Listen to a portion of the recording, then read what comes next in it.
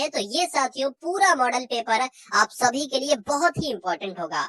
यहाँ पर साथियों जैसे अगर बात करें आपकी परीक्षा में 80 प्रश्न पूछे जाएंगे, वैसे ही ठीक और ठीक साथियों 80 प्रश्न यहाँ भी होंगे। सबसे पहले हम लोग 20 प्रश्न हिंदी के करेंगे, उसके बाद 20 प्रश्न सामान्य ज्ञान के होंगे, फिर 20 प्रश्न रीजनिंग के और 20 प्रश्न साथियों मैथ के। तो यहाँ पर जैसा आपका साथियों पेपर आने वाला है वैसे ही प्रकार के क्वेश्चंस आज इस क्लास में आप लोग देखेंगे। तो अगर आप साथियों चाहते हैं कि एग्जाम को बहुत आसानी से क्रैक करें तो इन 80 प्रश्नों के जवाब आपके मनोमस्तिष्क में होना चाहिए। चलिए तो क्लास आपकी शुरू हो चुकी है और पहला प्रश्न आपकी स्क्रीन पर आ चुका है कि अति उपसर्ग से बना शुद्ध शब्द कौन सा है। देखिए अगर बात करें साथियों अति उपसर्ग के रूप में होना चाहिए। अगर इसकी संधि विच्छेद करें कि अति उपसर्ग के रूप में निकलेगा नहीं, लेकिन इसकी अगर संधि विच्छेद करते हैं यानी कि अति प्लस रिक्त हो जाएगा और अति क्या होगा साथियों एक उपसर्ग का काम करेगा। आंसर आपका जाएगा बी के साथ।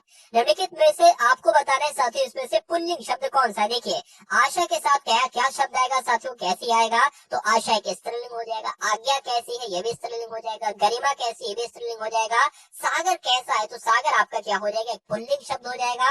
आंसर जिनका डी तो बिल्कुल करेक्ट है। शुद्ध वर्तनी का चयन कीजिए साथियों, ये इस शब्द की वर्तनी आपसे बहुत पूछी जाती है। स्पष्टता कैसे लिखा जाता है, जैसे अगर बात करें स्पष्टता का अंत अनुच्छेद 17 में है तो उसके जिक्र की अगर बात करें ऐसे जैसे आपको ऑप्शन नंबर सी में लिखा हुआ है ठीक इस प्रकार से लिखा जाता है। तो जिनका आंसर यहाँ पर सी था तो बिल्कुल करेक्ट था। उदय का साथियों विलोम क्या होता है तो सूर्य उदय और क्या होता है सूर्य अस्त होता है। तो उदय का विलोम यहाँ पर क्या हो जाएगा अस्त हो जाएगा। और जिन्होंने भी यहाँ पर ऑप्शन नंबर ए का चुनाव किया है तो बिल्कुल करेक्ट है भाई, बहुत बढ़िया, वेरी गुड क्लास। चलिए उसके बाद देखिए अगले नंबर का क्वेश्चन आपके स्क्रीन पर है। देखिए निम्नलिखित में से एक शब्द आपको बताना है जो कि तत्सम है। अगर बात करें साथियों सपूत एक तद्भव है, उसके अलावा सरीसृप एक तत्सम शब्द है और संकल्प भी तद्भव है और साज भी तद्भव है। यानी कि इन चारों ऑप्शन में से कौन सा शब्द की अगर बात करें साथियों तत्सम होगा तो जो ऑप्शन नंबर बी में है सरीसृप। घबराहट की अगर बात करें साथियों इसमें प्रत्यय क्या होगा बताने की कोशिश करेंगे। तो इसमें प्रत्यय की अगर बात करें तो आहट हो जाएगा। क्या हो जाएगा साथियों आहट हो जाएगा। आंसर आपका जाएगा ऑप्शन नंबर सी के साथ। साथियों इसी प्रकार के क्वेश्चन आपसे एग्जाम में आपसे पूछे जाएंगे। और अगर बात करें अब बहुत ज्यादा समय तो बचा नहीं है साथियों आपके एग्जाम के लिए, तो अब मैं साथियों आपको सिर्फ वही मॉडल पेपर कराऊंगा और उन मॉडल पेपर में सिर्फ वही क्वेश्चन डालूंगा जो आपसे आपके एग्जाम में पूछे जाएंगे।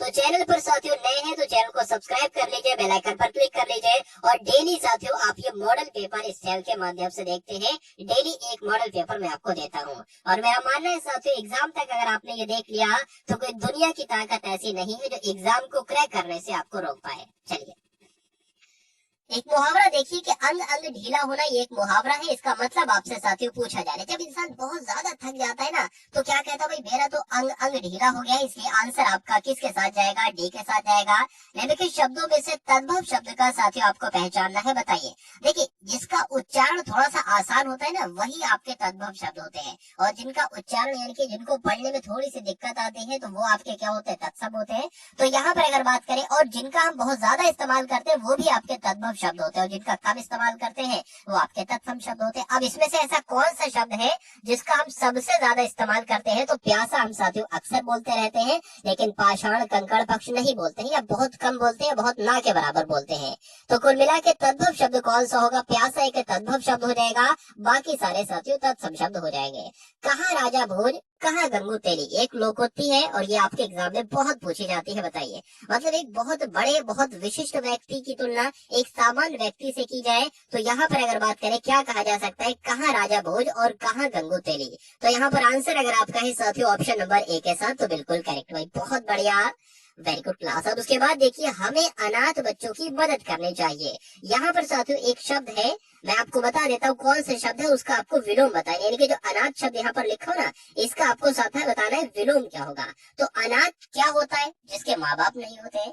अब अगर बात करें जिसके माँ बाप होते हैं उसको क्या कहा जाता है, उसको कहा जाता है साथियों अनसनाथ। क्या कहा जाता है, सनाथ कहा जाता है। तो अनाथ का विलोम अगर आपसे पूछे तो सनाथ बताना और सनाथ का विलोम अगर आपसे पूछे तो अनाथ बताना, दोनों पॉइंट आपको ध्यान रखना है।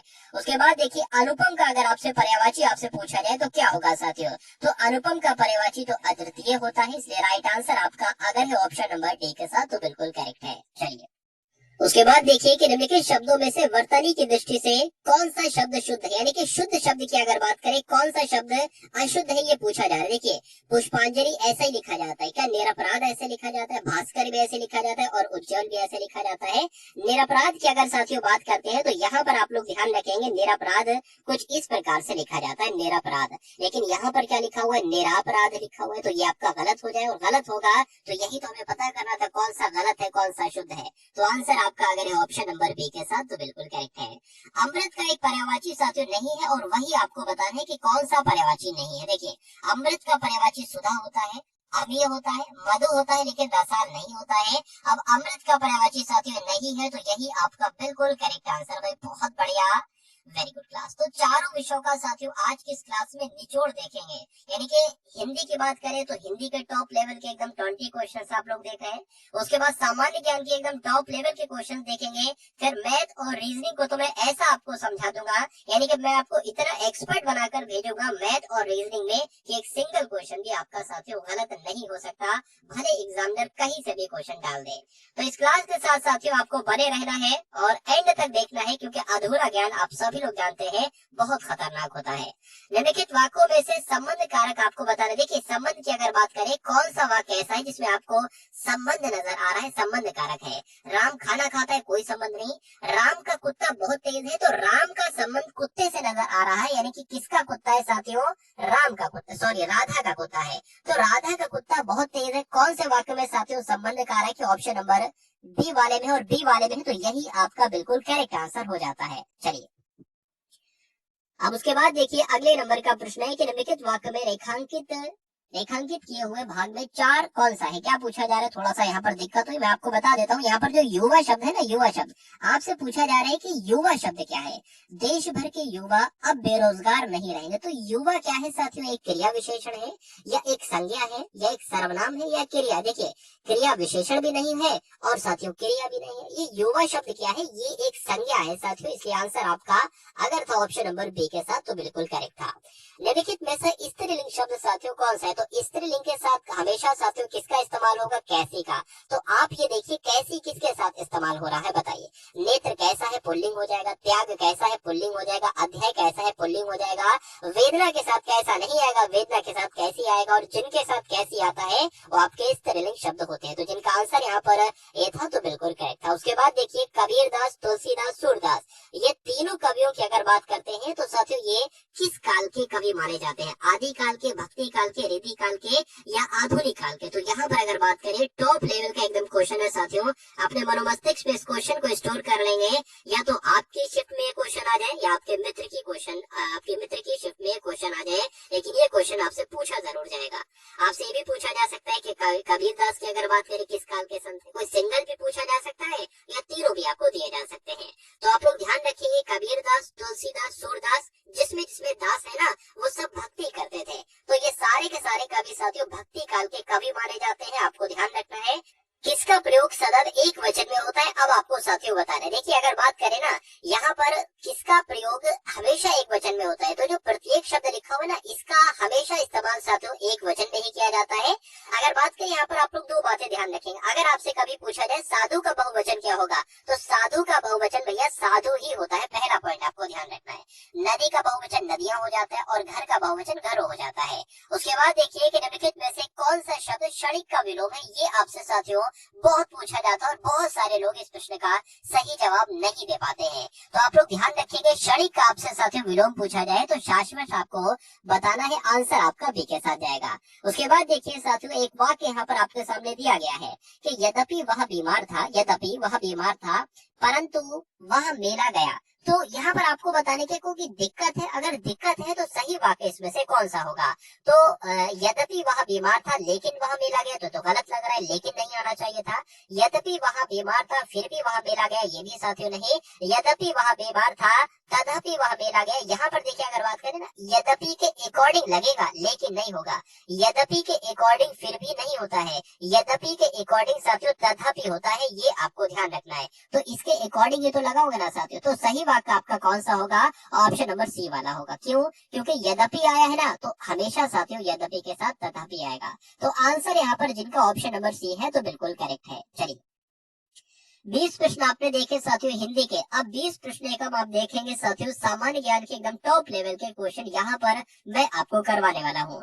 तो पहला क्वेश्चन साथियों सामान्य ज्ञान का आपके स्क्रीन पर है कि सबसे ज्यादा सोने के सिक्के किस काल में चलाए गए। तो आपको ध्यान रखना है साथियों, गुप्त काल की जब हम बात करते हैं तो सबसे ज्यादा सोने के सिक्के चलाए गए। निम्न में से किस मुगल शासक ने, ठीक है, या किस मुगलिया ने जंजीर लगवाई? न्याय की जंजीर यहाँ पर होना चाहिए। तो न्याय की जंजीर तो साथियों किसने लगवाई थी? जहांगीर साहब ने लगवाई थी, इसलिए आंसर आपका बी के साथ जाएगा। हर्षवर्धन के राज कवि साथियों कौन थे? ये आपसे यहाँ पर पूछा जा रहा है। तो बाणभट्टी की अगर हम बात करते हैं साथियों तो ये कौन थे? ये हर्षवर्धन के राज कवि थे। आंसर आपका सी के साथ जाएगा। उसके बाद देखिए भारतीय राष्ट्रीय कांग्रेस के कहां पर के आयोजन में जो पूर्ण स्वराज का संकल्प अपनाया गया था? तो आप लोग ध्यान रखेंगे जो कांग्रेस का 1929 में साथियों लाहौर अधिवेशन हुआ था, यहाँ पर ही साथियों पूर्ण स्वराज का संकल्प अपनाया गया था। आंसर आपका बी के साथ जाएगा। दोहावली, कवितावली, विनय पत्रिका, ये अगर बात करें ये किसकी रचनाएं हैं? कबीरदास, तुलसीदास, सूरदास या साथियों रैदास की? तो आप लोग ध्यान रखेंगे ये तीनों के तीनों किसकी रचनाएं हैं? साथियों तुलसीदास की रचनाएं हैं। आंसर आपका बी के साथ जाएगा। उसके बाद देखिए अद्वैतवाद, बहुत इंपॉर्टेंट क्वेश्चन साथियों। अद्वैतवाद मत के प्रवर्तक कौन थे? ये आपसे पूछा जा रहा है। तो कौन थे साथियों? शंकराचार्य। आप लोग ध्यान रखेंगे क्यों? क्योंकि अद्वैतवाद मत के प्रवर्तक कौन थे? तो शंकराचार्य थे। आंसर आपका जाएगा ए के साथ। साथियों वीडियो को आप सभी लोगों ने अगर लाइक ना किया हो तो वीडियो को आप सभी लोग लाइक कर दीजिए और एक प्यारे से कमेंट के माध्यम से भी बता दीजिए कि क्लास आपको कैसी लग रही है। विश्व का सबसे गहरा गर्त यानी कि मोरियाना ट्रेंच की अगर बात करें, मोरियाना गर्त की अगर बात करें तो ये कौन से महासागर में स्थित है? ये साथियों प्रशांत महासागर में स्थित है। आंसर आपका जाएगा ऑप्शन नंबर ए के साथ। सवाना चारागाह की अगर बात करें या सवाना घास के मैदान की अगर बात करें तो ये कहाँ पर पाए जाते हैं साथियों? ये तो अफ्रीका में पाए जाते हैं। राइट आंसर अगर आपका है साथियों ऑप्शन नंबर बी के साथ, तो बिल्कुल करेक्ट है। उसके बाद देखिए साथियों अगले नंबर का क्वेश्चन आपके स्क्रीन पर है कि स्वेज नहर की अगर बात करें तो ये किसको किसको साथियों जोड़ती है? तो आप लोग ध्यान रखेंगे एग्जाम में अगर आपसे प्रश्न पूछा जाता है तो भूमध्य सागर और लाल सागर को कौन सी नहर जोड़ती है साथियों? तो स्वेज नहर जोड़ती है। आंसर आपका ए के साथ है, तो बिल्कुल करेक्ट है। राष्ट्रीय कृषि विपणन केंद्र साथियों ये कहाँ पर स्थित है? तो आप लोग ध्यान रखेंगे राजस्थान में स्थित है, यानी कि राजस्थान के जयपुर में स्थित है। आंसर आपका जाएगा ए के साथ। मिश्रित अर्थव्यवस्था का क्या आशय है? ये अब आपसे यहाँ पर पूछा जा रहा है। तो ग्रामीण तथा शहरी दोनों क्षेत्रों का अस्तित्व होता है क्या मिश्रित अर्थव्यवस्था में? तो नहीं। उसके बाद लिखा हुआ है साथियों क्या निजी क्षेत्र और सार्वजनिक क्षेत्र दोनों क्षेत्रों का अस्तित्व होता है? तो साथियों बिल्कुल सही। यानी कि मिश्रित अर्थव्यवस्था किसे कहा जाता है? मिश्रित अर्थव्यवस्था में साथियों निजी क्षेत्र भी होता है और सार्वजनिक क्षेत्र भी होता है। तो आंसर यहाँ पर आपको ध्यान रखना है, आपका ऑप्शन नंबर बी हो जाएगा। कोई व्यक्ति राष्ट्रपति पद के लिए अधिकतम कितनी बार निर्वाचित हो सकता है? 1 बार, 2 बार, 3 बार, 4 बार, 10 बार, 20 बार? तो इसकी साथियों कोई सीमा नहीं है, जितनी बार हो सकता है तो हो जाएगा साथियों, इसकी कोई सीमा नहीं है कि 1 बार 2 बार इसका उत्तर होगा। तो आंसर आपका, अगर ये प्रश्न आपके स्क्रीन पर आता है कभी भी आपके एग्जाम में, तो कोई सीमा नहीं है, ऐसा उत्तर आप लोग मारेंगे। उसके बाद देखिए भारत में सबसे पहले 2 अक्टूबर 1959 में पंचायती राज व्यवस्था का शुभारंभ किया था। बिल्कुल सही है। तो आपसे ये पूछा जा रहा है साथियों कहाँ पर इसका शुभारंभ किया गया था? यानी कि जो पंचायती राज व्यवस्था थी इसको कहाँ पर शुरू किया गया था? तो राजस्थान का एक जिला है नागौर जिसका नाम है। और इसकी शुरुआत कब की गई थी? 2 अक्टूबर 1959 में इसकी शुरुआत की गई थी। आंसर आपका डी के साथ जाएगा। जो राज्यों के राज्यपाल होते हैं इनकी नियुक्ति साथियों किसके द्वारा की जाती है? अब आपसे पूछा जा रहा है, तो आप लोग ध्यान रखेंगे राज्यपाल की नियुक्ति कौन करेंगे भैया? तो राष्ट्रपति करेंगे, ठीक है ना, राष्ट्रपति करेंगे। आंसर आपका जाएगा बी के साथ। चलिए, जो संपत्ति का अधिकार होता है ना, तो संपत्ति के अधिकार को किस संविधान संशोधन के द्वारा मौलिक अधिकारों से हटा दिया गया? पहले जो संपत्ति का अधिकार का था ना, ये एक मौलिक अधिकार था, लेकिन संविधान में एक संशोधन किया गया। वो कौन सा संशोधन था ये आपसे पूछा जा रहा है। तो वो साथियों 44वें नंबर का संशोधन था, जिसके तहत साथियों संपत्ति के अधिकार को हटा दिया गया मूल अधिकारों की श्रेणी से। उसके बाद देखिए भारतीय संविधान की 3री अनुसूची का संबंध साथियों किससे है? ये आपसे पूछा जा रहा है। तो अगर आपसे एग्जाम में पूछा जाए कि 3री अनुसूची का संबंध किससे है, तो शपथ एवं प्रतिज्ञान से इसका संबंध है। राइट आंसर आपका जाएगा बी के साथ। डीएनए की अगर बात करें तो इसका काम क्या होता है साथियों? तो डीएनए का काम जो होता है ना साथियों, आनुवंशिक क्रियाओं का संचालन करना इसका काम होता है। मेन काम इसका यही होता है। तो कभी भी आपसे एग्जाम में पूछा जाए कि डीएनए का प्रमुख कार्य क्या है, तो आनुवंशिक क्रियाओं का संचालन करना ही डीएनए का एक प्रमुख कार्य है। आंसर आपका डी के साथ जाएगा। निकट दृष्टि दोष से पीड़ित व्यक्ति के चश्मे में कौन सा आपको ध्यान रखना है कि लेंस का इस्तेमाल किया जाता है। तो अगर आपसे पूछा जाए उत्तल अगर बात करें साथियों, देखिए दूरदृष्टि दोष की अगर बात करें तो आप लोग ध्यान रखेंगे उत्तल लेंस का प्रयोग करेंगे, लेकिन निकट दृष्टि दोष से पीड़ित व्यक्ति में साथियों किसका इस्तेमाल किया जाता है, अवतल लेंस का इस्तेमाल किया जाता है। दोनों ही पॉइंट आप लोग ध्यान रखेंगे। उसके बाद देखिए डायनेमो ऊर्जा का रूपांतरण करता है, यानी कि डायनेमो के द्वारा क्या विद्युत ऊर्जा को यांत्रिक ऊर्जा में बदला जाता है, तो नहीं, यांत्रिक ऊर्जा को विद्युत ऊर्जा में बदला जाता है तो बिल्कुल सही, यानी कि आप लोग ध्यान रखेंगे साथियों डायनेमो की अगर बात करें तो ये यांत्रिक ऊर्जा को विद्युत ऊर्जा में बदलता है, इसलिए राइट आंसर आपका जाएगा ऑप्शन नंबर बी के साथ भी। बहुत बढ़िया, वेरी गुड क्लास। तो अब साथियों आप लोग यहाँ पर देखेंगे 20 क्वेश्चंस रीजनिंग के और बहुत ही साथियों टॉप लेवल के क्वेश्चंस हैं जो आपके एग्जाम में आने के पूरी साथियों संभावना है। तो पहला प्रश्न आपकी स्क्रीन पर है कि इनमें से कौन सा उत्तर चित्र कार को बस को और वाहन के बीच सही संबंध को दर्शा रहा है। देखिए क्या वाहन ये हो जाएगा, कार ये हो जाएगा, ये हो जाएगा, नहीं, वाहन के अंतर्गत कार और बस आएगी। तो मान लेते हैं साथियों वाहन आपका ये हो जाएगा, इसके अंतर्गत कार भी आ जाएगी और इसके अंतर्गत बस भी आ जाएगी। तो ऐसा साथियों कौन सा आपको उत्तर चित्र नजर आ रहा है, तो ऑप्शन नंबर बी नजर आ रहा है, तो यही आपका अगर आंसर है तो बिल्कुल करेक्ट है। उसके बाद देखिए साथियों यदि सिंगल को कूट भाषा में क्या लिखा जाता है, 66 लिखा जाता है, तो उसी रूल के अकॉर्डिंग WINKLE को क्या लिखा जाएगा, 74, 77, 68 या 78। देखिए कभी भी आपको कुछ लेटर दे रखे और एक बड़ा सा नंबर साथियों लिखा हो तो 99 पॉसिबिलिटी होती है साथियों कि उन सभी नंबर का जोड़ करके वो 66 बनाए।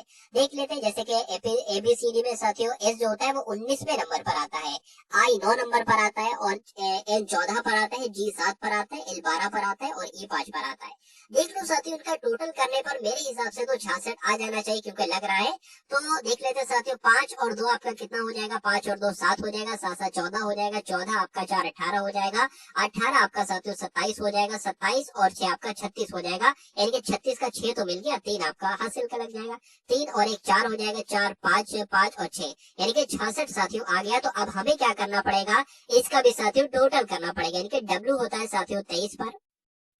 उसके बाद साथियों अगर बात करें I होता है 9 पर, N होता है 14 पर, K होता है 11 पर, L होता है 12 पर और E होता है साथियों 5 पर। देख लेते हैं 3 और 9 आपके कितने हो जाएंगे, 12 हो जाएंगे, 12 और 4 16 हो जाएंगे, 16 आपके 17 18 19, 19 और 5 आपके कितने हो जाएंगे साथियों, 19 और 5 आपके 24 हो जाएंगे, 2 हासिल कर लग जाएगा, 2 और 1 3 4 5 6 7 यानी कि 7 आ जाएगा। क्या 74 साथियों ऑप्शन में है, तो 74 बिल्कुल साथियों ऑप्शन में है, आंसर आपका जाएगा ऑप्शन नंबर ए के साथ। बहुत बढ़िया, वेरी गुड क्लास। अब उसके बाद देखिए अगले नंबर का क्वेश्चन आपकी स्क्रीन पर है।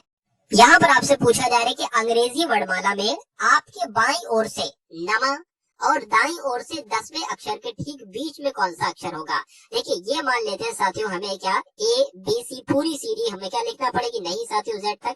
तो अगर आपसे कहा जाए अंग्रेजी वर्णमाला में आपको बाएं से चलना है तो आप A की तरफ से चलोगे, BCD की तरफ। अगर आपसे कहा जाए कि दाईं ओर से आपको चलना है तो आपको चलना पड़ेगा साथियों Z की तरफ से Y, ऐसे करके आपको चलना पड़ेगा। और मैं एक बात आपको बता देता हूँ साथियों, वैसे तो अंग्रेजी वर्णमाला में 26 लेटर होते हैं, लेकिन कभी भी आपसे ये कहा जाए कि दाईं ओर से आपको चलना है, यानी कि Z की तरफ से आपको चलना है, दाईं ओर से 10वां अक्षर क्या होगा, ठीक है ना। तो 10वां अक्षर साथियों क्या हो जाएगा, तो हमें 27 में से घटाना पड़ेगा 10, 26 में से नहीं 27 में से, तभी हम सही उत्तर तक पहुंच पाएंगे। तो यहाँ पर 7 आ जाएगा और 1 आ जाएगा। अगर आपसे कहा जाता कि अंग्रेजी वर्णमाला में दाईं ओर से 12वां अक्षर कौन सा होता, तो 27 में से हम कितना घटाते साथियों, 12 घटाते और कितना आ जाता साथियों, यहाँ पर 15 आ जाता, ठीक है ना। तो अगर बात करते हैं साथियों, अब बढ़ते हैं हम लोग प्रश्नों की तरफ। तो अंग्रेजी वर्णमाला में आपके बाईं ओर से यानी कि A की तरफ से नमा अक्षर क्या होता है, मान लीजिए साथियों यहाँ पर कहीं नमा अक्षर आ जाता और नवे पर होता है I, ठीक है। दाईं ओर से 10वें अक्षर, तो दाईं ओर से मान लीजिए हमने यहाँ पर घटाया, दाईं ओर से 10वां अक्षर क्या होगा, 27 में से 10 माइनस करना पड़ेगा, तो मान लीजिए कहीं यहाँ पर साथियों ये 17 नंबर आ जाता और 17 पर होता है Q, ठीक है ना। अब अगर बात करें इनके बीच में साथियों जो है वो कौन सा अक्षर आएगा, देखिए 9 की मैं थोड़ा सा यहाँ पर बड़ा बना लेता हूँ ताकि हमें थोड़ा सा सही तरीके से समझ में आ जाए। आई यहाँ पर आ जाएगी, ये 9 हो जाएगा। उसके बाद अगर बात करें इधर से चलते हैं तो 17 पर साथियों क्या आ जाएगा, क्यों आ जाएगा। इसके बीच में कौन कौन से नंबर होंगे, 10 होगा, 11 होगा, 12 होगा, 13 होगा, 14 हो गया, 15 हो गया, ठीक है ना, 16 हो गया, ठीक है, तो दो इधर के कट करो, दो इधर के कट करो, एक इधर का कट करो, एक इधर का कट करो, क्या बचा साथियों? बीच का नंबर जो बचा ना, बीच का नंबर 13 बचा, और 13 पर साथियों क्या होता है? एम होता है। इसलिए आंसर की अगर बात करें, आंसर आपका जाएगा साथियों ऑप्शन नंबर बी, यानी कि एम के साथ। यानी कि बीच में 10वें अक्षर के ठीक बीच में कौन सा अक्षर होगा साथियों? एम होगा, इसलिए आंसर आपका बी के साथ जाएगा। इसको बहुत आसानी तरीके से भी कर सकते थे, लेकिन मैंने आपको हर एक स्टेप बताई ताकि आपके बहुत अच्छे से माइंड में साथियों ये स्टोर हो जाए इस क्वेश्चन का सोल्यूशन। और उम्मीद करता हूँ अब अगर इस टाइप का क्वेश्चन आपके एग्जाम में आ जाता है तो आप उसको छोड़ के नहीं, बल्कि साथियों उत्तर लगा के आएंगे और बिल्कुल सही उत्तर लगा कर आएंगे। चलिए उसके बाद देखिए अगले नंबर का क्वेश्चन आपके स्क्रीन पर है, और आपसे पूछा जा रहा है कि प्रातः काल आशीष सूर्य की ओर मुंह करके 2 किलोमीटर चलता है। तो जैसे जैसे कह रहा है वैसे वैसे साथियों कर दो। ये आशीष हो गया, आशीष सूर्य की तरफ मुंह करके। मैं आपको बता चुका हूँ साथियों कि अगर बात करें एग्जाम हॉल में आप बैठे हैं तो ये वाली साइड आपकी पूर्व होगी, ये वाली साइड आपकी पश्चिम होगी, ये वाली साइड आपकी दक्षिण होगी, और ये वाली साइड साथियों आपकी उत्तर होगी। देखिए तो पूरब की तरफ कह रहे हैं ना, तो पूरब की तरफ इधर ही तो मुड़ेंगे साथियों। तो इधर हमें चलना है, कितना चलना है? 2 किलोमीटर चलना है, तो 2 किलोमीटर हमने चला दिया इसको। उसके बाद चला और रुक गया, वहां से फिर वो 4 किलोमीटर अपनी दाई की ओर चला। अब उसका मुंह किधर है साथियों? पूरब की ओर है, उसका दाई किधर होगा? दाया उसका इधर ही तो होगा। तो दाएं वहां से चलता है साथियों, 4 किलोमीटर चलता है, 4 किलोमीटर हमने ये इसको दाएं साथियों चला दिया। उसके बाद कहा है कि वहां से फिर वो सूर्य की ओर मुंह करके 1 किलोमीटर चलता है, तो फिर हमने साथियों उसको पूरब की ओर चला दिया 1 किलोमीटर। अंत में वह अपने दाई ओर चला, यानी कि दाई ओर फिर मुड़ गया, दाई ओर फिर मुड़ गया साथियों, दाई ओर जा रहा है। अब आशीष किस दिशा में चल रहा है? तो साथियों कौन सी दिशा है मैंने आपको बताई है, ये कौन सी दिशा है? ये तो दक्षिण दिशा है। तो आंसर आपका साथियों किस ऑप्शन के साथ जाएगा? ऑप्शन नंबर ए के साथ जाएगा। भाई बहुत बढ़िया, वेरी गुड क्लास। अब उसके बाद देखिए अगले नंबर का क्वेश्चन आपके स्क्रीन पर है। लाल रुधिर कोशिकाएं रक्ताणु से संबंधित है, ऐसी श्वेत रुधिर कोशिकाएं किससे संबंधित होंगी? ये आपसे यहाँ पर पूछा जा रहा है। तो अगर आपके एग्जाम में ये क्वेश्चन आ जाए तो आप लोग ध्यान रखेंगे, जो श्वेत रुधिर कोशिकाएं होती है ना साथियों, लसिकाणु से संबंधित होती है। आंसर आपका जाएगा सी के साथ। चलिए अब उसके बाद देखिए अगले नंबर का साथियों क्वेश्चन आपके स्क्रीन पर है। यहाँ पर अगर बात करते हैं साथियों कि अगर बात करें ना साथियों, यहाँ पर देखिए इसका संबंध पहले वाले का इससे है, यानी कि इसका संबंध इससे है, तो इसका संबंध किससे होगा बताइए। तो यहाँ पर साथियों जब हम बात करें कि क्या हम यहाँ पर साथियों कर सकते हैं, देखिए तो सी होता है आपका 3 पर, ठीक है ना, और ओ होता है 15 पर, यू होता है 21 पर, एन 14 पर होता है, टी आपका 20 पर होता है, आर 18 पर और वाई 25 पर होता है। उसी प्रकार अगर बात करें साथियों एफ आपका कितने पर होता है? एफ आपका 6 पर होता है, आर 18 पर होता है, एक्स 24 पर होता है, क्यू 17 पर होता है, डब्ल्यू 23 पर होता है, यू 21 पर होता है और बी आपका 2 पर होता है। तो कितना बड़ा साथियों? 3 से 6 हो गया, यानी कि 3 बड़ा, फिर 15 से 18 हो गया 3 बड़ा, 21 से 24 हो गया 3 बड़ा। तो कुल मिला के हर जगह साथियों 3 की बढ़ोतरी हो रही है। ये आप लोगों ने इतना देख लिया। तो अब इसमें भी तो साथियों 3 ही तो हमें बढ़ाना है। ई 5 पर होता है साथियों, तो एच 8 पर क्या होता है? एच होता है। एक्स की अगर बात करें साथियों 24 पर होता है, तो 25, 26, 27, 27 पर एक तरीके से ए ही आ जाएगा, ए ही आ जाएगा। तो एच ए कहाँ लिखा है? यहाँ पर, यहाँ पर, यहाँ पर लिखा है, आंसर नहीं मिला। अब अगर बात करें ए में अगर 3 जोड़ेंगे तो साथियों डी आ जाएगा। अब डी कहाँ पर लिखा है? डी साथियों यहाँ पर ही लिखा है, ठीक है ना। तो आंसर आपका समय बचाने के लिए आंसर आपका क्या होगा? ऑप्शन नंबर डी होगा। अगर आगे चेक करेंगे तो आगे साथियों यही आपको आंसर मिलेगा। उसके बाद देखिए अगले नंबर का क्वेश्चन है कि एक पुलिस कर्मी को अपने परम मित्र के देश विरोधी गतिविधियों में लिप्त होने पर क्या करना चाहिए? अगर एक पुलिस कर्मी को, क्या मान लीजिए आप एक पुलिस कर्मी है, तो आपको अपने आपको कोई परम मित्र है और वो देश विरोधी गतिविधियों में बिजी है, देश विरोधी गतिविधियों में लिप्त है, कर रहा है वो, तो आप उसका क्या करेंगे बताइए। क्या आपका वो दोस्त है तो सुधरने का आप मौका आपको देंगे, उसको समस्या बताकर आप उसको छोड़ देंगे, या कब्जे में लेकर उच्च अधिकारियों को अवगत करा देना चाहिए, ऐसा होगा? देखिए साथियों अगर वो देशद्रोही गतिविधियों में लिप्त है तो कहा जा सकता है कि उसका माइंड उसकी तरफ पूरी तरीके से तत्पर हो गया है देश विरोधी गतिविधियों में, तो सुधरने का मौका तो उसको नहीं देंगे, क्योंकि वो ऐसे नहीं सुधरेगा, इतनी आसानी से नहीं सुधरेगा। तो कब्जे में उसको साथियों लेंगे सबसे पहले, और जो हाई कमांड वाले ऑफिसर्स हैं उनको साथियों अवगत करा देंगे। सबसे पहले उसको एक कहीं कमरे में बंद कर देंगे, उसके बाद साथियों अधिकारियों को इत्तला देंगे और वो आकर अपने गिरफ्त में उसको जकड़ लेंगे। तो आंसर यहाँ पर कुल मिला के जिनका ऑप्शन नंबर ए था तो बिल्कुल करेक्ट था। चलिए यदि प्लस का अर्थ साथियों, यहाँ पर प्लस का अर्थ देखिए लिखा नहीं, मैं आपको यहाँ पर बता देता हूँ। प्लस का मतलब क्या है साथियों? प्लस का मतलब है गुणा, तो यहाँ पर साथियों गुणा हो जाएगा। उसके बाद भी दिक्कत, तो मैं आपको यहाँ पर साथियों लिखकर बता देता हूँ। देखिए प्लस का अर्थ क्या है, यानी कि जहां पर प्लस होगा वहां पर आप गुणा लिखेंगे, और जहां पर साथियों माइनस होगा वहां पर आप भाग का निशान लगाएंगे, और जहां पर साथियों गुणा का निशान होगा वहां पर आप माइनस लिखेंगे, और जहां पर साथियों भाग का निशान होगा वहां पर आप प्लस लिखेंगे। तो ये आपको ध्यान रखना है। यानी कि अगर साथियों बात करें ना हम सबसे पहले ये नंबर लिख लेते हैं। 5 हो गया, 8 हो गया, 4 हो गया, 2 हो गया और 9 हो गया। अब यहाँ पर प्लस आया है, प्लस का मतलब क्या है, यानी कि प्लस की जगह पर क्या लिखना है, गुणा लिखना है, तो हमने यहाँ पर गुणा लिख लिया। माइनस का मतलब भाग है, तो साथियों यहाँ पर हमने भाग लिख लिया, और गुणा का मतलब साथियों माइनस है, तो यहाँ पर हमने माइनस लिख लिया, और भाग का मतलब साथियों प्लस है, तो यहाँ पर हमने प्लस लिख लिया। अब इसको कैलकुलेट आपको करना है, आंसर आपका आपके सामने आ जाएगा। तो इसकी जगह पर साथियों क्या आ जाएगा, 2 आ जाएगा। अब 5 की 2 से गुणा हो जाएगी साथियों, 10 हो जाएगा। यहाँ पर साथियों क्या आ जाएगा, -2 प्लस आपका क्या हो जाएगा, 9 हो जाएगा। यहाँ पर अगर बात करें 10 में से साथियों 2 जाएगा, 8 बचेगा। 8 प्लस 9 साथियों कितना होता है, 17 होता है। दुनिया जानती है, आंसर आपका जाएगा ऑप्शन नंबर बी के साथ में। बहुत बढ़िया, वेरी गुड क्लास। उसके बाद देखिए अगले नंबर का क्वेश्चन आपके स्क्रीन पर है। यहाँ पर अगर बात करें कि निम्नलिखित शब्दों को सार्थक क्रम में साथियों आपको व्यवस्थित करना है।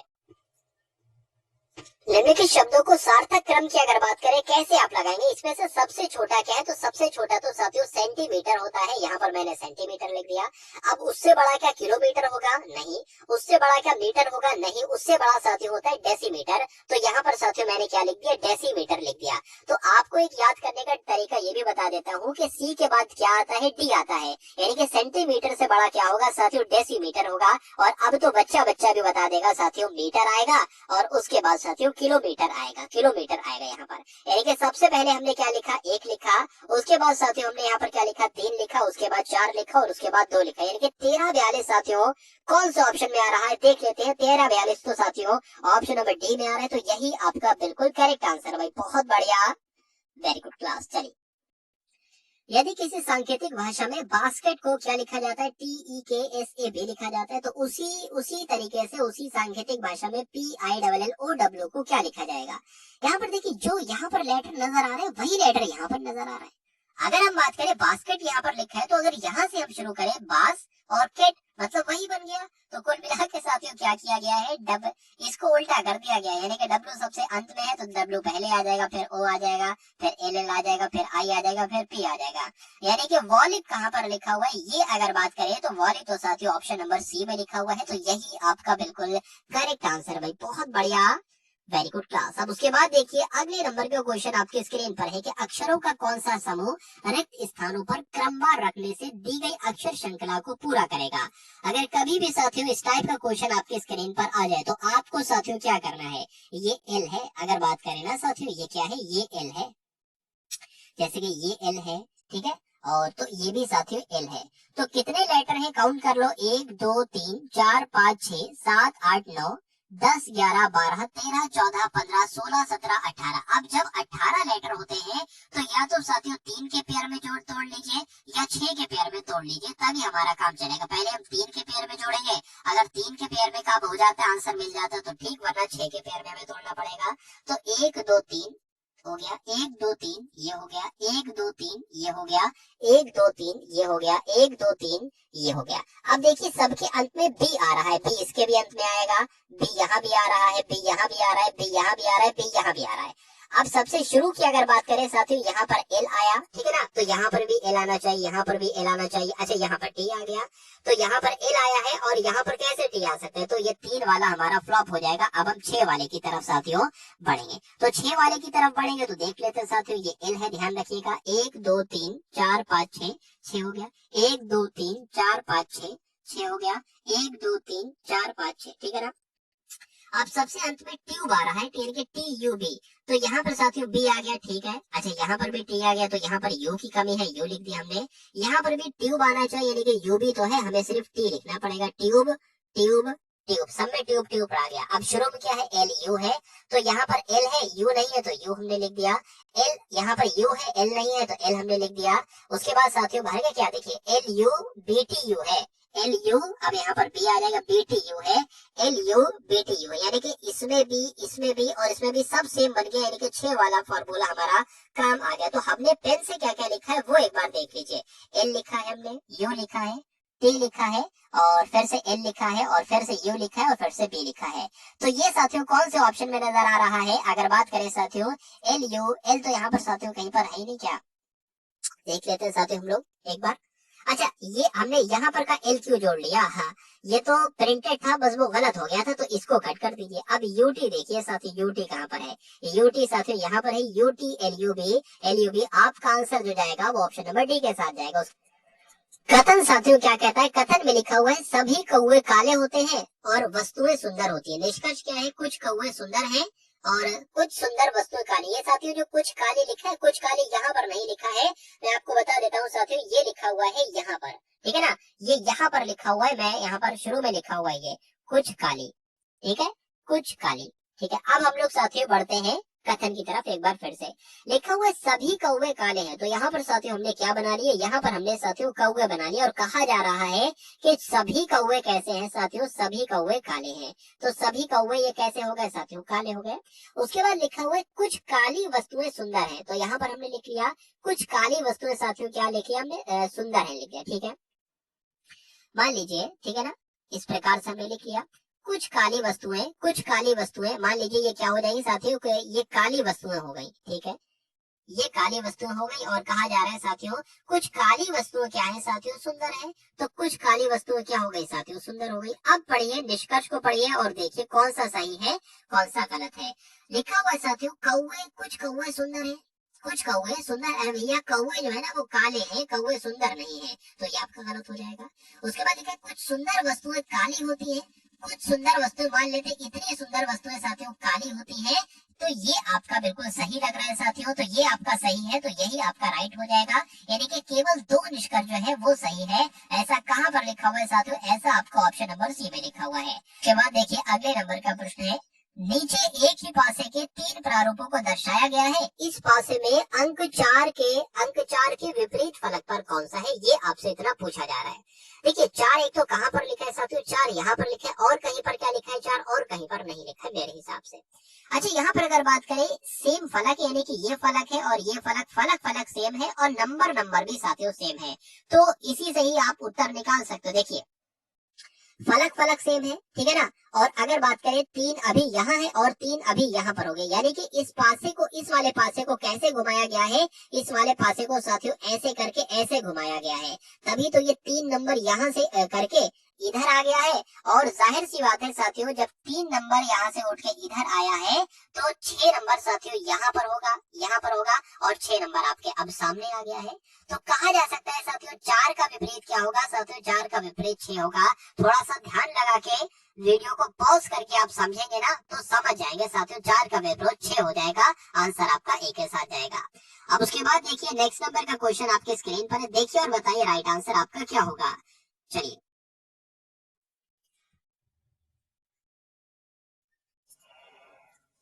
तो अब यहाँ पर देख लेते हैं, समीकरण को हल करने के लिए चिन्हों का उपयुक्त संयोजन आपको साथियों बताना है।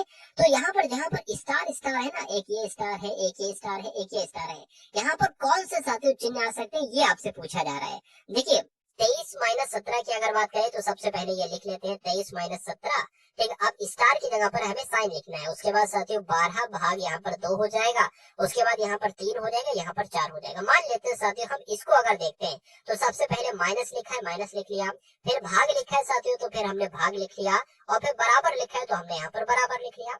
अब 23 में से 17 आ जाएगा, 6 बचेगा, माइनस लिखा, माइनस लिख लिया, 12 की भाग 2 से होगी साथियों, कितना बचे? 6 आ जाएगा, और भाग लगाए, भाग यहाँ पर साथियों 3 हो जाएगा, ठीक है। 3 की अगर साथियों भाग करेंगे 6 से तो 2 आ जाएंगे, यानी कि 6 माइनस 2 आ जाएगा, बराबर क्या है? 4 है, तो 6 में से 2 जाएगा, 4 आएगा, बराबर 4 आ जाएगा। यानी कि अगर बात करें साथियों कौन से ही साइन हमें रखना होंगे, ये वाले साइन रखेंगे तभी मामला बराबर हो पाएगा। तो आंसर आपका जाएगा ए के साथ। अगर बी वाला चुनोगे तो साथियों बराबर नहीं हो पाएंगे, हो सकता है वहां पर 4 3 हो जाए, 4 बराबर 3 हो जाए, 4 बराबर 5 हो जाए। चलिए उसके बाद देखिए कथन साथियों आपके सामने यहाँ पर आपको दे रखा है और आपको कथनों को पढ़ना है और आपको साथियों निष्कर्ष को पढ़ना है।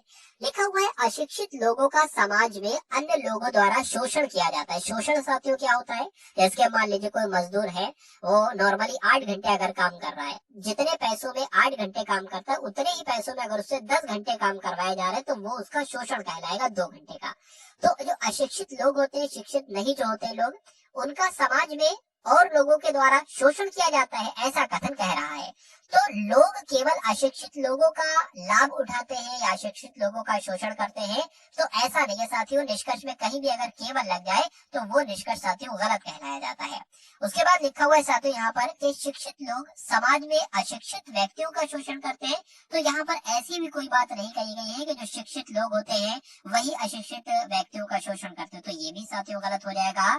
तो कहा जा सकता है साथियों ना तो निष्कर्ष 1 और ना ही 2 सही है, तो राइट आंसर आपका जाएगा सी के साथ। चलिए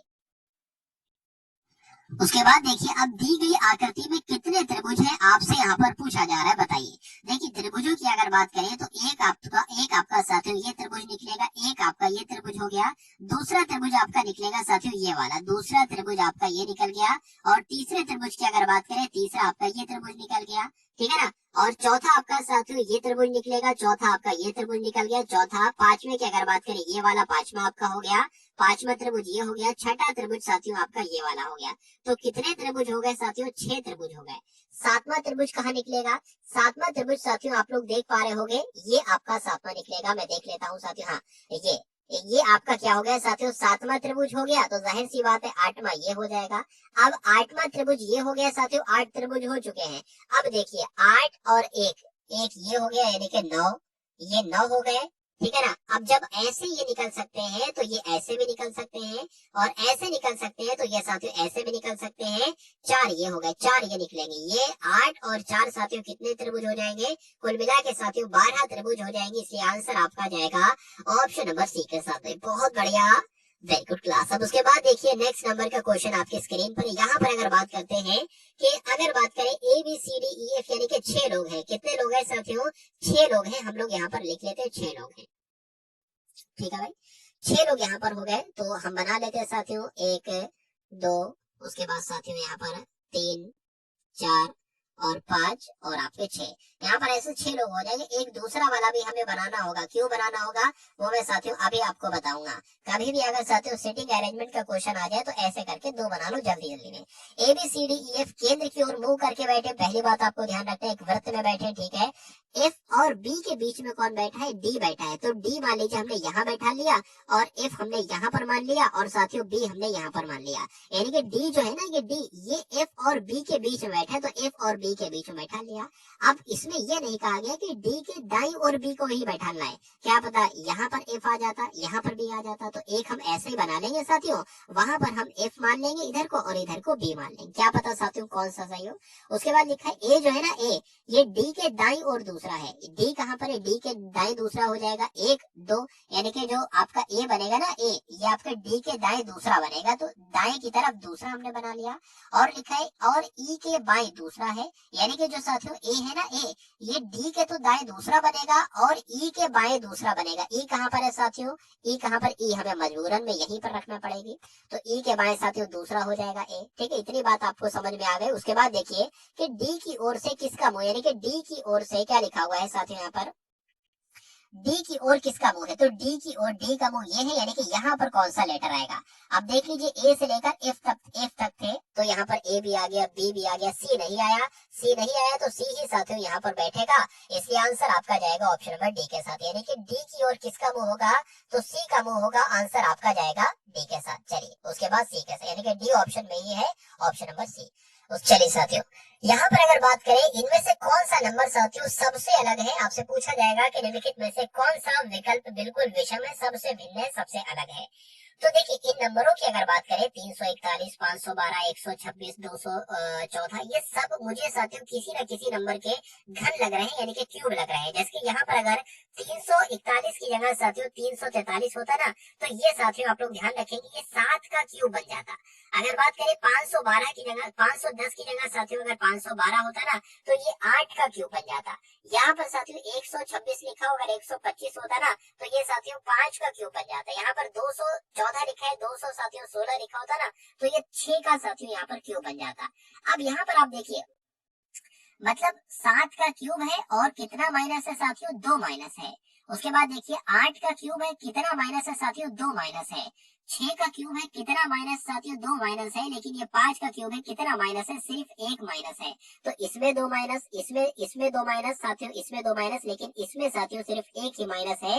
तो सबसे अलग इसमें से कौन सा है, ऑप्शन नंबर सी वाला सबसे अलग है, सबसे विषम है। तो यही आपका बिल्कुल करेक्ट आंसर हो जाता है। उसके बाद देखिए अगले नंबर का क्वेश्चन है साथियों NEM QRP MAL और RUQ, यानी कि इसमें भी आपको बताना है कि सबसे विषम कौन सा है, सबसे अलग कौन सा है, सबसे भिन्न कौन सा है, ये आपसे पूछा जा रहा है।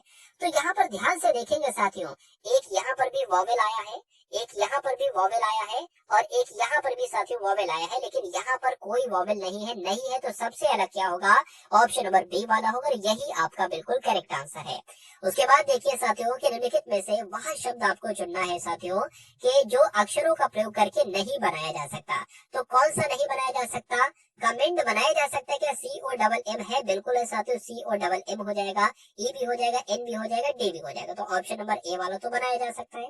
MEN बनाया जा सकता है, तो MEN ये भी बनाया जा सकता है। उसके बाद देखिए COMMENT, तो COMMEN भी है, TARY, तो T आपका ये हो गया, A ये हो गया, R का है, R ये हो गया, Y देखिए Y यहाँ पर नहीं, यानी कि कहा जा सकता है साथियों ये वाले अक्षर नहीं बनाए जा सकते हैं इनकी मदद से। तो यही आपका राइट आंसर है। तो अब साथियों यहाँ पर आप लोग देखेंगे मैथ के क्वेश्चंस। आपने अभी तक साथियों रीजनिंग के 20 क्वेश्चंस देखे, अब आपको यहाँ पर साथियों मैथ के क्वेश्चंस देखेंगे और शून्य से चलेंगे साथियों, शिखर तक चलेंगे। चलिए उसके बाद यहाँ पर अगर बात करें, सबसे पहला क्वेश्चन साथियों थोड़ा सा आसान है। यहाँ पर अगर बात करें 6, 5, 0, 12, 8 का औसत आपको बताना है। तो औसत के लिए साथियों कितने नंबर है वो नीचे लिख लेंगे, टोटल 5 नंबर है, 1 2 3 4 5 नंबर है। इन सबका टोटल साथियों कितना है, 12 8 20 हो जाएगा, 20 आपका 5 25 हो जाएगा और एक आपका 31 हो जाएगा। 25 और 6 आपका 31 हो जाएगा। इसको कट कर लीजिए, औसत आपका निकल आएगा। यहाँ पर अगर बात करें 5 एकम 5 होता है, 5 छंग आपका 30 होता है, एक बचा, एक लगा दिया, पॉइंट लगाएंगे, 0 बढ़ाएंगे, 5 दोनों आपके कितने हो जाएंगे साथियों, 6.2 हो जाएंगे। क्या 6 पॉइंट ऑप्शन में है, तो बिल्कुल है साथियों, आंसर आपका एक के साथ जाएगा। अब उसके बाद देखिए अगले नंबर का क्वेश्चन आपके स्क्रीन पर है। प्रश्न साथियों यहाँ पर लिखा हुआ है कि सप्ताह के प्रथम 4 दिन इनका तापमान औसत कितना है, तो 38.6 डिग्री है। यानी कि सप्ताह के प्रथम 4 दिन कौन से होते हैं साथियों, एक तो संडे आपका हो जाएगा, मंडे हो जाएगा, ट्यूसडे हो जाएगा और वेडनेसडे हो जाएगा, संडे हो जाएगा और आपका क्या हो जाएगा, यहाँ पर मैं लिख देता हूँ, एक सेकंड देखिए।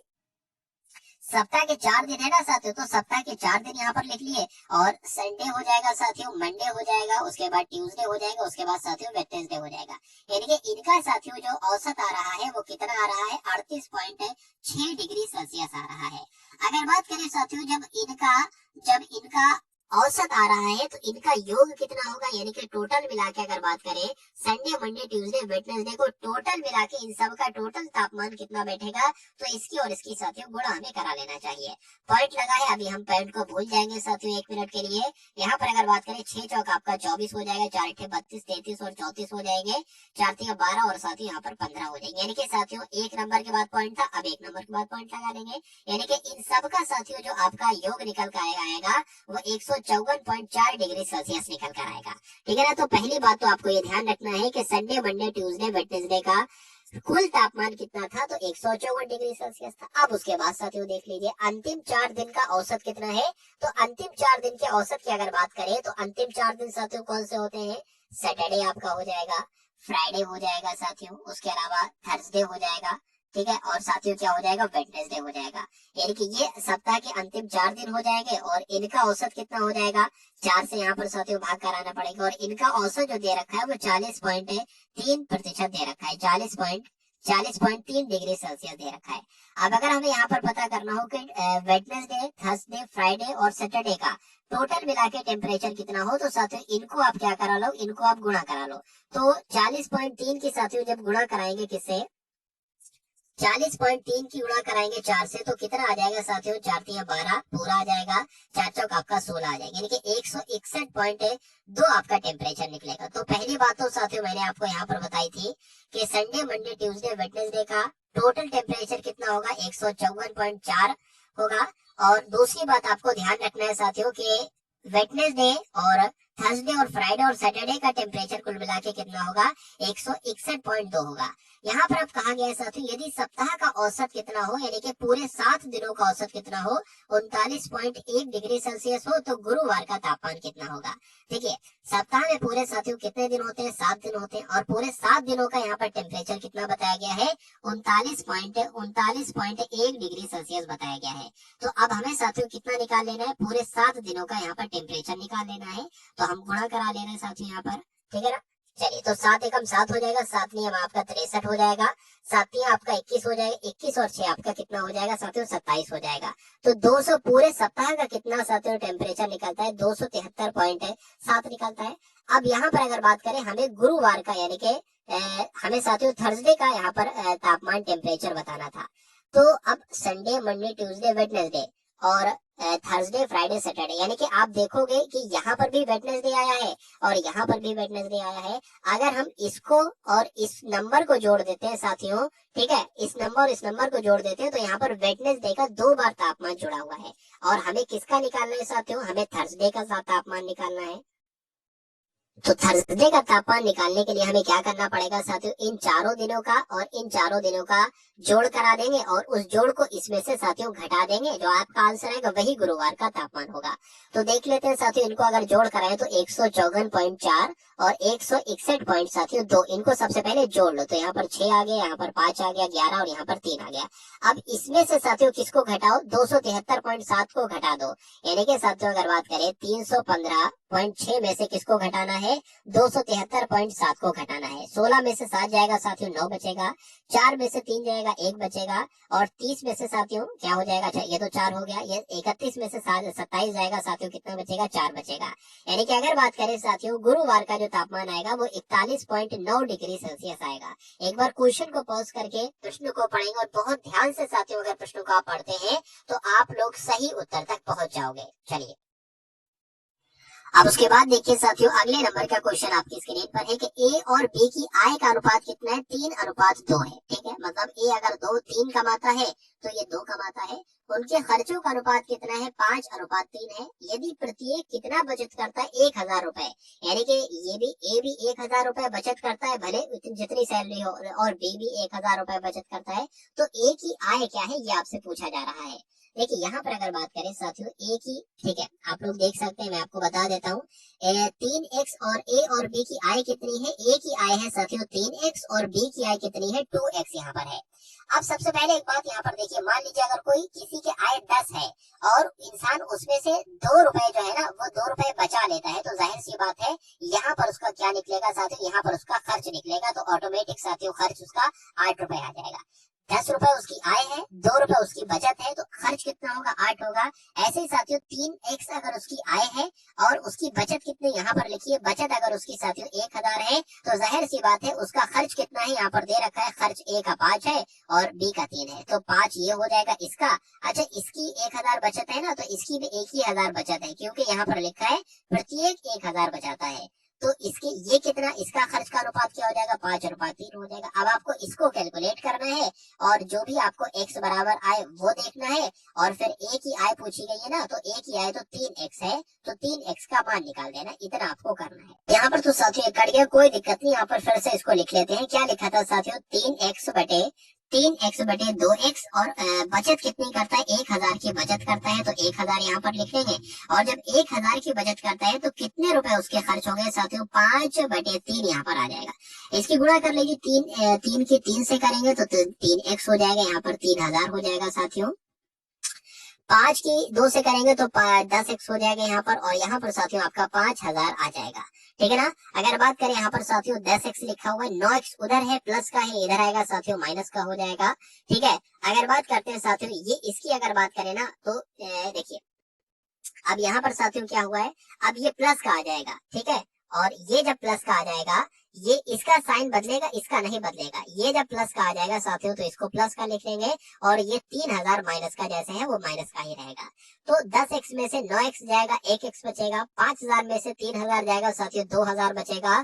तो x की वैल्यू साथियों आ गई है 2000। और अब आपसे पूछी जा रही है कि a की आय क्या है। a की आय तो भैया 3x थी, यानी कि 3x आपसे पूछा जा रहा है। x की वैल्यू जो है वो निकल कर आई है 2000।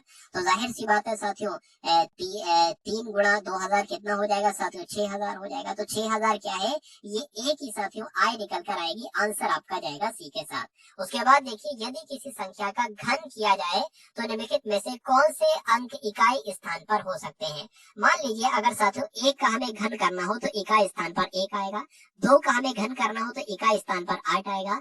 3 का अगर हमें साथियों घन करना हो तो क्या आएगा, 3 3 9 9 3 27, इकाई स्थान पर क्या आएगा साथियों 7 आएगा। 4 का अगर हमें घन करना हो, क्यूब करना हो तो 64 आएगा, इकाई स्थान पर 4 आएगा। यानी कि कहा जा सकता है साथियों 0 में से 9 तक कोई भी संख्या आ सकती है अगर किसी भी संख्या का घन करोगे। तो आंसर जिनका सी था तो बिल्कुल करेक्ट था। चलिए उसके बाद देखिए 3 अंकों की छोटी से छोटी संख्या वो कौन सी होगी जो 4, 8, 16 से पूरी तरीके से विभाजित हो जाए। क्या वो साथियों 111 हो सकती है, तो ऐसे बता दूंगा नहीं हो सकती है। क्या वो 112 होती है, देख लेते हैं साथियों। 112 क्या 4 से पूरी तरीके से कटेगी, नहीं कटेगी। 4 एकम 4, 4 दूना 8 आपका हो जाएगा। 4 एकम 4, 4 दूना 8 हो जाएगा। 3 बचेगा, 32 हो जाएगा। 4 अठे 32 हो जाएगा। तो ये 4 से तो कट रही है। 8 से देख लेते हैं साथियों ये कटेगी, तो आपका 8 एकम 8 हो जाएगा। 3 चला जाएगा, 8 चौक आपका 32, ये भी 8 से भी कट जाएगी। क्या साथियों 16 से कट जाएगी। तो यहाँ पर अगर बात करें 16 5 80, 16 6 96, 16 सत्ते 112 होते हैं साथियों, 16 से भी कट जाएगी। तो चारों ऑप्शन में से सबसे बड़ी संख्या ये थी, और ये साथियों 4, 8, 16 से सभी से साथियों विभाजित हो जाती है। अब उसके बाद देखिए कि 4/8 लिखा हुआ है और भाग का निशान लगा हुआ है साथियों। उसके बाद 1/2 माइनस 1/3 गुणा 4/8 है। मैंने आपको साथियों एक तरीका बताया, सबसे पहले इसको आप देख लीजिए। यहाँ पर मैं लिख देता हूँ 4/8 जैसा लिखा है तो 4/8 यहाँ पर लिख लीजिए आप। उसके बाद भाग लगाए, भाग लगा दी। इसको सॉल्व करिए 1/2 माइनस 1/3 को, तो 3 की गुणा 1 से होगी 3 आएगा, माइनस 2 की गुणा 1 से होगी साथियों 2 आएगा, और नीचे नीचे की गुणा हो जाएगी, यानी कि 2 3 कितना हो जाएगा 6 हो जाएगा। यानी कि 3 में से 2 जाएगा तो 1/6 आएगा। यानी कि इस पूरे की जगह हम क्या लिख सकते हैं, 1/6 लिख सकते हैं। और गुणा क्या आ जाएगा आपका 4/6 आ जाएगा। इतना बात आपको समझ में आ गई होगी। अगर कभी भी आपको ये भाग का निशान दिखे तो साथियों इस भाग के निशान को गुणा में बदल लीजिए। और जब गुणा में बदलोगे तो एक शर्त ये है कि जो ये लिखे ना इसको उलट पुलट कर लो, यानी कि 1/6 लिखे हैं तो 6 बटे इसको 1 कर लो। प्रश्न आपके लिए सॉल्यूशन करना साथियों आसान हो जाएगा। अब इस 6 से ये 6 कैंसिल हो जाएगा, इस 4 से साथियों ये 8 कैंसिल हो जाएगा, 2 आ जाएगा। 2 एकम 2, 2 दूना आपका 4, यानी कि पूरे में से साथियों आपका क्या बचेगा, सिर्फ और सिर्फ 2 बचेगा। इसलिए आंसर आपका जाएगा ऑप्शन नंबर डी के साथ। चलिए उसके बाद देखिए अगले नंबर का क्वेश्चन आपकी स्क्रीन पर है कि 0.5 की भाग अगर करेंगे साथियों 0.125 से तो क्या बचेगा। देखिए ऊपर रख लीजिए आप 0.5 और नीचे रख लीजिए साथियों 0.125। अब अगर बात करें आप सभी को पता होगा पॉइंट हटाएंगे 3 नंबर है तो ऊपर 1 लगा के 3 0 बढ़ जाएंगे। ऊपर साथियों 1 नंबर के बाद पॉइंट है तो 1 पॉइंट हटाएंगे, नीचे 1 बढ़ा के 1 0 बढ़ेगा, यानी कि जितने नंबर के बाद पॉइंट होगा उतने 0 बढ़ेंगे। अब इस 0 से ये 0 कट जाएगा, ऊपर क्या आएगा साथियों 5 और डबल 0 आ जाएगा, नीचे क्या आ जाएगा साथियों सिर्फ 125 आ जाएगा। तो 125 से कम 125, 125 साथियों चौके कितने होते हैं 500 होते हैं। तो आंसर आपका जाएगा ऑप्शन नंबर डी के साथ। बहुत बढ़िया, वेरी गुड क्लास। उसके बाद देखिए साथियों मैं आपको थोड़ा सा स्पीड तरीके से पढ़ा रहा हूँ, स्पीडली पढ़ा रहा हूँ, क्योंकि कम से कम समय में साथियों आपका पूरा से पूरा मॉडल पेपर साथियों हो जाए। और क्योंकि समय भी बहुत ज्यादा आपके पास नहीं होता है एसएससी जीडी के एग्जाम में, इसलिए भी आप थोड़ा सा तेजी करिए, थोड़ा फास्ट तरीके से आप लोग पढ़िए ताकि एग्जाम में आपको समय की दिक्कत ना लगे। 2 लोग हैं, राम और मोहन है, तो यहाँ पर साथियों क्या हो जाएंगे, 2 लोग हैं, राम है और साथ ही यहाँ पर मोहन 2 लोग हैं। अगर बात करें राम की आय अगर 8 है, अब ये 8000 भी हो सकती है, वो 3000 भी हो सकती है। मान लेते हैं अगर 8 है तो मोहन की आय 3 है। यदि उनकी आयों में अंतर कितना है, मान लेते हैं साथियों अगर राम की आय 8x है तो मोहन की आय 3x है। उनकी आयों में अंतर कितना है, 1000 का है, 1000 का है तो राम की आय क्या है। देखिए अगर इनकी आयों में अंतर की बात करें तो अंतर तो इनका क्या है, यानी कि अंतर की बात करें, यानी कि माइनस की बात करें, ये तो 5x है। लेकिन यहाँ पर दे रखा है इसे इनकी आयों में अंतर साथियों 1000 का है। तो x की वैल्यू साथियों क्या हो जाएगी, 1000/5 हो जाएगी। यानी कि x का जो मान निकल कर आएगा साथियों वो 200 निकल कर आएगा, यानी कि x का मान साथियों 200 निकल कर आएगा। तो राम की आय क्या है, राम की आय तो 8x है और x की वैल्यू क्या है, 200 है। तो 8 गुणा 200 हो जाएगा, 8 गुणा आपका 16 हो जाएगा, यानी कि 1600 साथियों क्या है, ये राम की आय है। इसलिए आंसर आपका जाएगा बी के साथ। बहुत बढ़िया, वेरी गुड क्लास। अब उसके बाद देखिए अगले नंबर का क्वेश्चन आपके स्क्रीन पर है। यहाँ पर आपसे पूछा जा रहा है साथियों कि चीनी का भाव 40% बढ़ जाए तो कोई परिवार चीनी का उपभोग कितने प्रतिशत कम कर दे ताकि परिवार का खर्च ना बढ़े। अब यहाँ पर कभी चीनी का भाव दे दिया जाएगा, कभी आटे का भाव दे दिया जाएगा, कभी चावल का भाव दे दिया जाएगा। तो दो बातें आपको ध्यान रखनी है, 40% बढ़ जाए तो वो 40% लिख लेना है, बढ़ जाए मतलब 40 जो यहाँ पर प्रतिशत लिखा हो तो वो प्रतिशत तो लिखना है, गुणा में 100 जोड़ देना है। अब अगर यहाँ पर लिखा हो बढ़ जाए तो 140 कर देना, मतलब 100 में 40 बढ़ा देना। लेकिन अगर साथियों यहाँ पर ये भी हो सकता है लिखा हो 40% घट जाए या 50% घट जाए, तो 40% घट जाए लिखा हो तो यहाँ पर साथियों 100 माइनस कितना आ जाएगा, 40 आ जाएगा। बढ़ जाए लिखा हो तो 100 प्लस 40 आ जाएगा, घट जाए लिखा हो तो 100 माइनस 40 आ जाएगा। इसको सॉल्व हमें करना है। जीरो से साथियों जीरो आपका कैंसिल हो जाएगा, आपका 2 पंजे आपका 10 हो जाएगा, 2 सत्ते आपका 14 हो जाएगा। 5 चौक आपका कितना होता है साथियों, 5 चौक आपका 20 होता है। तो यहाँ पर 200 आ जाएगा, यहाँ पर साथियों 700 आ जाएगा। अब इसको कैसे कैलकुलेट करोगे देख लो, नीचे क्या है, जो नीचे संख्या होगी वो नीचे एक बार लिख लोगे। अब इसको देखोगे 7 दूना आपका 14 होता है, तो 7 दूना आपका 14 हो जाएगा। कितना बचेगा, 6 बचेगा, 6 ये लग जाएगा तो 60 हो जाएगा। 7 सत्ते 49, 7 अट्ठे आपका 56 हो जाएगा। अब ये 60 है, कितना बचेगा, 4 बचेगा, वो यहाँ पर रख लोगे। यानी कि आंसर आपका जो निकल कर आएगा 28 सही 4/7% निकल कर आएगा साथियों। आंसर आपका जिनका ऑप्शन नंबर बी के साथ तो बिल्कुल करेक्ट है। चलिए उसके बाद देखिए अगले नंबर का प्रश्न आपके स्क्रीन पर है कि अहमद ने 1440 5% वार्षिक दर से तथा 1650 4% वार्षिक दर से उधार लिया। 3 वर्ष बाद उसे कुल कितना ब्याज देना पड़ेगा, यानी कि साधारण ब्याज आप सभी लोग जानते हैं PRT/100 होता है। ठीक है, तो साधारण ब्याज आपसे पूछा जा रहा है, यानी कि इसका भी साधारण ब्याज आपसे पूछा जा रहा है और इसका भी साधारण ब्याज आपसे पूछा जा रहा है। अगर अहमद ने 1440 यानी कि साथियों क्या हो जाएगा, ये आपका P यहाँ पर मैं लिख दूंगा, यहाँ पर साथियों मैं क्या लिख दूंगा, यहाँ पर मैं P लिख दूंगा। P क्या है, 1440 है, तो 1440 यहाँ पर आ जाएगा। दर कितनी है, 5% की दर है, ठीक है ना। और समय कितना है, समय दोनों के लिए 3 वर्ष है, तो 3 वर्ष आ जाएगा। ये बटे में साथियों क्या लग जाएगा, 100 लग जाएगा। ये तो इसका हो जाएगा। अब अगर बात करें इस वाले की, अगर बात करें ना, तो इसका कितना है मूलधन, यानी कि P कितना है, 1650 है। दर कितनी है, 4 है। समय दोनों के लिए 3 रहेगा, तो इसमें भी साथियों 100 आ जाएगा। पूछा जा रहा है इन दोनों का, यानी कि 3 वर्ष के बाद उसे कुल कितना ब्याज मिलेगा, तो इन ब्याजों को जोड़ देना है साथियों। अब अगर बात करते हैं साथियों, यहाँ पर देख लीजिए, अब अगर बात करें साथियों, इस जीरो से ये जीरो कैंसिल हो जाएगा और इस जीरो से ये जीरो कैंसिल हो जाएगा। 5 एकम 5, 5 दूना आपका 10 हो जाएगा। 2 एकम 2, 2 सत्ते 14, 2 दूना 4 हो जाएगा। यानी कि इधर क्या बचा साथियों, 72 गुणा 3 बचा, और प्लस इधर साथियों क्या बचा आपका, यहाँ पर देख लेते हैं, 2 पंजे आपका कितना हो जाएगा, 2 पंजे आपका 10 हो जाएगा, 2 अट्ठे 16 हो जाएगा। यहाँ ये कट नहीं रहा है तो इसको कट कर लेंगे साथियों, 2 दूना आपका 4 हो जाएगा, ठीक है ना। 5 से साथियों इसको कट करेंगे, 5 3 आपका 15 हो जाएगा, 5 3 15 हो जाएगा। यानी कि इधर क्या बचा, 33 गुणा 6 बचा, ये आपका 2 3 6 हो जाएगा। अब देख लीजिए साथियों, 72 के 3 से गुणा करेंगे तो 3 दूना आपका 6 हो जाएगा, 3 सत्ते आपका 21 हो जाएगा। अगर बात करें इसकी तो 6 3 आपका 18 हो जाएगा, 6 3 18 1 19 हो जाएगा। यानी 198 और 216 कितने होते हैं, ये अगर बात करें तो कितने होते हैं साथियों, 8 6 आपका 14 हो जाएगा, 14 का 4 हो जाएगा, हासिल 1 लग जाएगा, 9 और 1 10 हो जाएगा, 11 हो जाएगा साथियों, फिर लग जाएगा। यानी कि कुल मिला के साथियों यहाँ पर 414 आ जाएगा, जो कि आंसर आपका ऑप्शन नंबर ए के साथ जाएगा। यहाँ पर साथियों आप लोगों ने देखे हिंदी के क्वेश्चन, सामान्य ज्ञान के क्वेश्चन, मैथ के क्वेश्चन, रीजनिंग के क्वेश्चन। साथियों 10 क्वेश्चन ही हो पाए मैथ के, लेकिन रीजनिंग के 20 क्वेश्चन ही लिए थे। तो वीडियो ज्यादा लंबी ना हो जाए साथियों, इसलिए पूरे क्वेश्चन नहीं ले पाए, लेकिन नेक्स्ट वीडियो में पूरे 80 क्वेश्चन आपको देखने को मिलेंगे। तो वीडियो कैसी लगी साथियों कमेंट सेक्शन में जरूर बताएंगे, वीडियो को शेयर करेंगे, चैनल को सब्सक्राइब करेंगे। तो मिलते हैं हम सभी लोग आने वाली वीडियो में। जय हिंद।